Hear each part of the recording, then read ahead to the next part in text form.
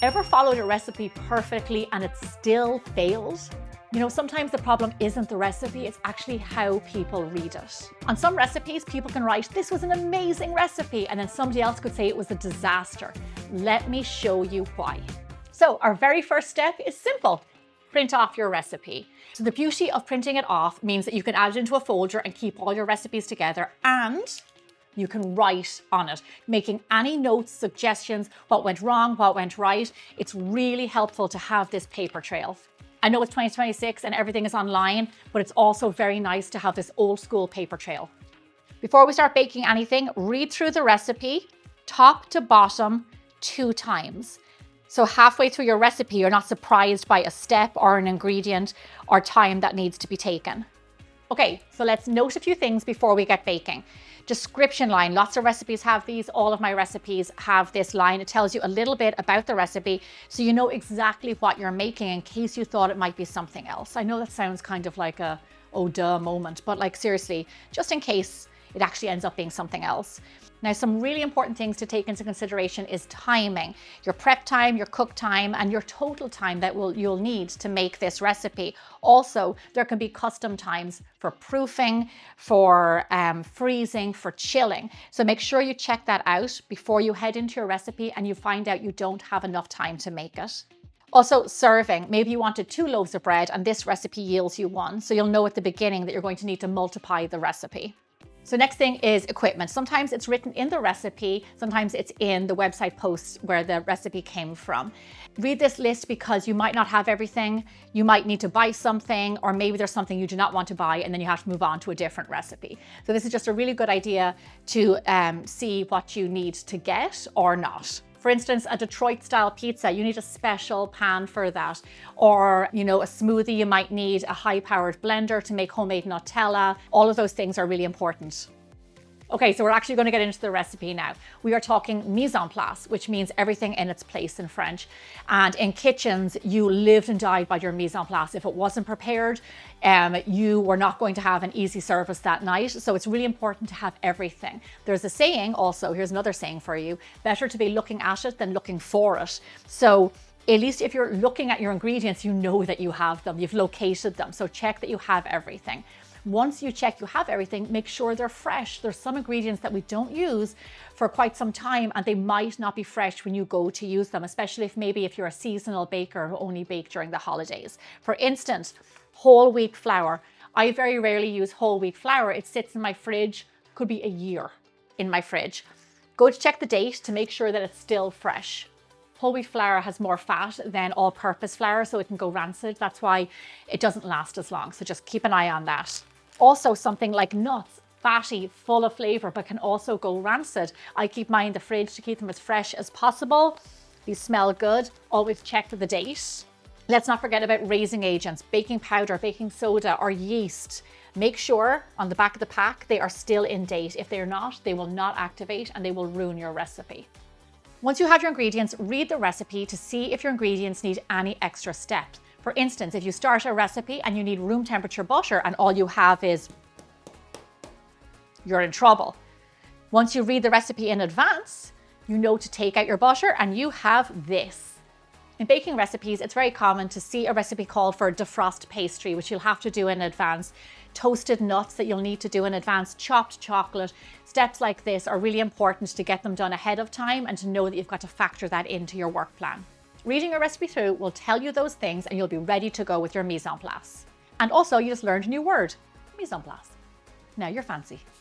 So the last 2 things in the ingredient list I want you to pay attention to are commas and divided. Here's what I mean. If it says nuts, comma, chopped, that means measure your nuts, then chop them. If it says 1 cup chopped nuts, you measure 1 cup already chopped nuts because the 2 of them yield a different amount. So the comma after means do the action after, the melting, the chopping, whatever it is. Before, it means that it should already be chopped, it should already be melted, it should already be something. This is 1 cup of nuts, comma, chopped. These are to be chopped after they're weighed. What we have here is 1 cup of chopped nuts. The measurements and weights are different, so that little comma, paying attention to it, is really important. So the second thing I want you to pay attention to is the word divided. If divided is written after ingredient, it means that in the method, it has been divided up into 2 different amounts. So you have to follow the amounts in the method. It could be a half a cup and a half a cup. It could be 3/4 of a cup and a 1/4 of a cup, whatever it is. That 1 cup in the ingredients list has been divided down below, and you will want to pay close attention to that.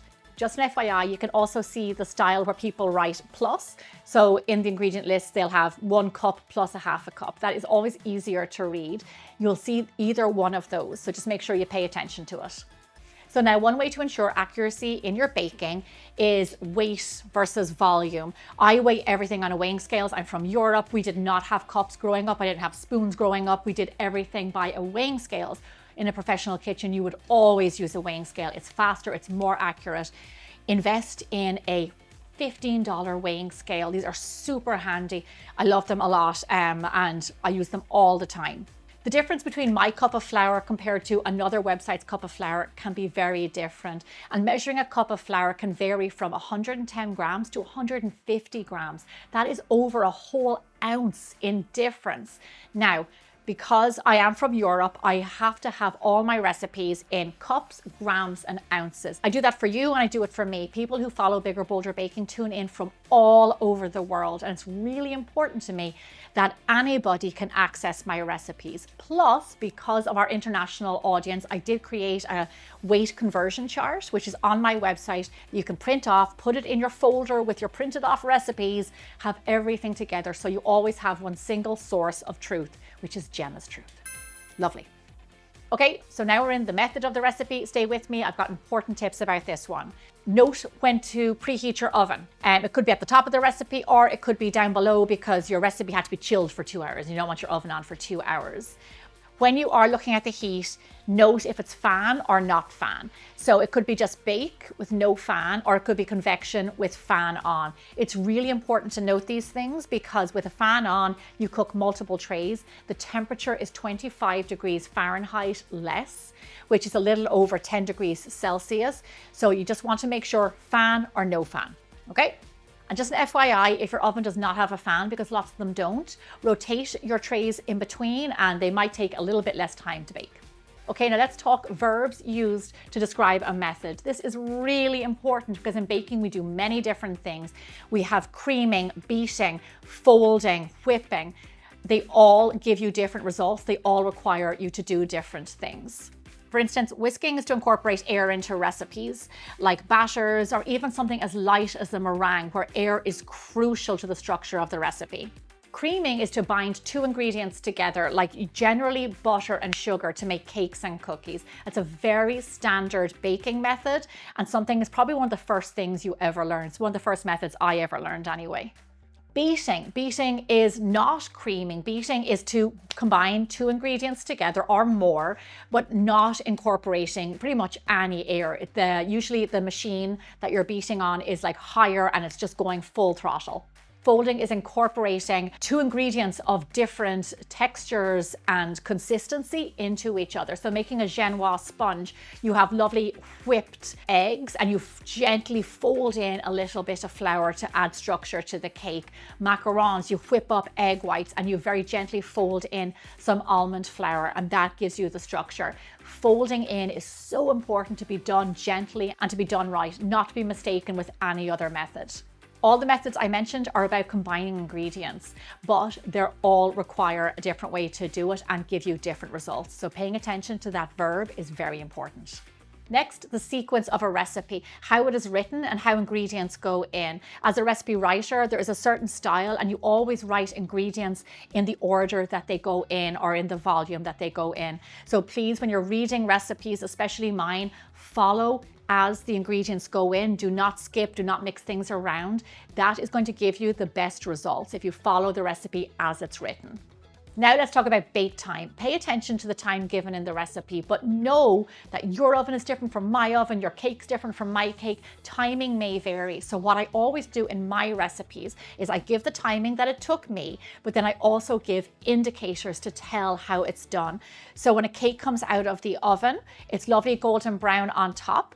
I put a toothpick in the middle. If there's no crumbs, then the cake is done. But then I give indicators also, like looking around the edge of the pan, and the cake has pulled away from the pan. And then if I touch the top of it and it's firm under my fingers and springs back, that also means it's done. So look for those indicators just in case your timing might vary from the written recipe. So you will have double insurance to know when your recipe is perfectly baked. So that's going through the recipe, but it doesn't stop there, especially if you're doing a more complicated recipe where you need more information. Read the website post. As a website owner, as an author of those posts, so much research and work goes into compiling those notes, getting everything all together, the right information for you to make sure you have a successful bake. There's loads of information, including FAQ about the recipe and also tips. So all those tips are generated from 20 plus years of working as a professional chef, but actually better than that, 12 years of bigger, bolder baking, of talking to people from all around the world about their recipes, answering over 1 million comments in 12 years. So those tips are a fountain of knowledge to help you really succeed with your recipe. So this next tip, I still do this. I read comments. Now, let me tell you something. My mom taught me many years ago, paper never refuses ink. People can write whatever they want on the internet, which is kind of scary. But, take, the reviews with a pinch of salt, the comments with a pinch of salt, and just see how different bakers got on with different recipes and pull the best out of it. And maybe that will help you with your recipe. If you have something go wrong, if you needed a bit of extra assistance, maybe somebody in the comments can answer that maybe had the same problem that you had, or can advise you how to move forward. Lastly, reviews. At the end of the day, the proof is in the pudding. And if you're looking at a 2-star recipe versus a 5-star recipe, you know what you're signing up for. So please pay attention to those, see what difficulty people had.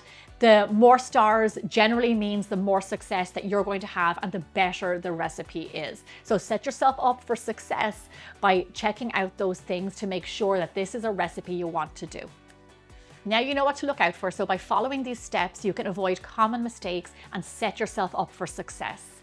For lots more information, go to biggerbolderbaking.com.